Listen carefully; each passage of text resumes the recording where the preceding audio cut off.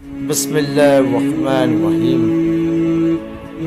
انسان کی اپنی زندگی میں کچھ ایسے اہم کام ہو جاتے ہیں جس کی وجہ سے انسان کی زندگی ادھوری اور نامکمل ہو جاتی ہے، جن میں سے ایک ہے اپنے وقت کے امام، اس کائنات کا وارث امام مہدی علیہ السلام کو یاد کرنا ہے۔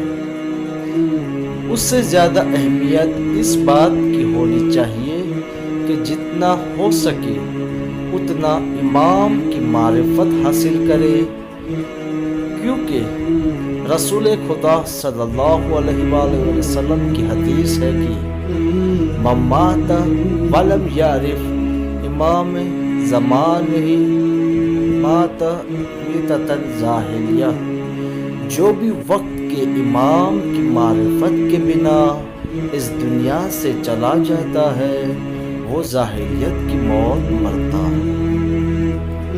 رسول خدا صلی اللہ علیہ وآلہ وسلم جاہلیت سے مراد اسلام آنے سے پہلے کا وقت بتا رہے ہیں۔ شیخ صدوق یہ وہ عالم دین ہے جو امام کی دعاؤں سے پیدا ہوئے۔ وہ احمد بن اسحاق بن سعد الاشعری سے روایت کرتے ہیں، جو ایک کامل اعتماد شخصیت ہے۔ وہ کہتے ہیں کہ ایک دن میں امام حسن بن علی علیہ السلام کو اپنے جانشین کے بارے میں سوال کرنے گیا۔ ابھی کچھ کہا نہیں تھا کہ امام علیہ السلام فرماتے ہیں، اے احمد بن اسحاق، جب سے حضرت آدم علیہ السلام کی خلقت ہوئی تب سے اس زمین خدا کی حجت سے خالی نہیں رہی اور قیامت کے دن تک خالی نہیں رہے گی۔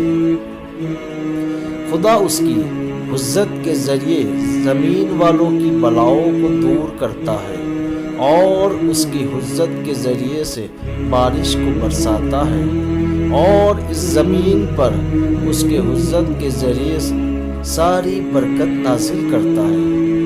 احمد بن اسحاق امام سے کہتے ہیں کہ اس روح زمین پر آپ کے بعد آپ کے جانشین اور خلیفہ کون ہوگا؟ 11واں امام علیہ السلام وہاں سے کھڑے ہو کر ایک کمرے میں جاتے ہیں اور ان کے کندھے پر ایک 3 سال کے بچے کو بٹھا کر باہر لے کر آتے ہیں۔ اس بچے کا چہرہ پونم کے چاند کی طرح چمک رہا تھا۔ اس کے بعد حضرت فرماتے ہیں، اے احمد بن اسحاق، جو اب خدا اور اس کی حجت کی نظر میں محترم اور قابل اعتماد شخص نہ ہوتے تو میں تمہیں ہرگز زیارت نہیں کراتا۔ میرے بیٹے کا نام اور کنیت رسول خدا کے نام اور کنیت سے ہوگی۔ یہ وہی ہے جس کی وجہ سے زمین کو عدل اور انصاف سے بھر دے گا جیسے وہ ظلم و جفا سے بھری ہوگی۔ اے احمد، میرے بیٹے کی مثال جناب خضر اور ذوالقرنین جیسی ہے۔ خدا کی قسم، اس کی غیبت ایسی ہوگی جو کوئی بھی بچ نہیں پائے گا سوائے اس کے جس کے خدا میرے اس فرزند کی امامت پر ثابت قدم نہ رکھے اور خدا ہی امام کے ظہور کے جلدی ہونے کی دعا کرنے کی توفیق نہ عطا کرے۔ تو آئیے ہم اللہ کی بارگاہ میں دعا کریں، ہم کو امام علیہ السلام کے انتظار میں ثابت قدم رکھے اور ہمیں ایسے عمل کرنے کی توفیق ہو جس کی وجہ سے ہمارا امام خوش ہو، امام کے ظہور میں تعزیل ہو اور ان کے غلاموں میں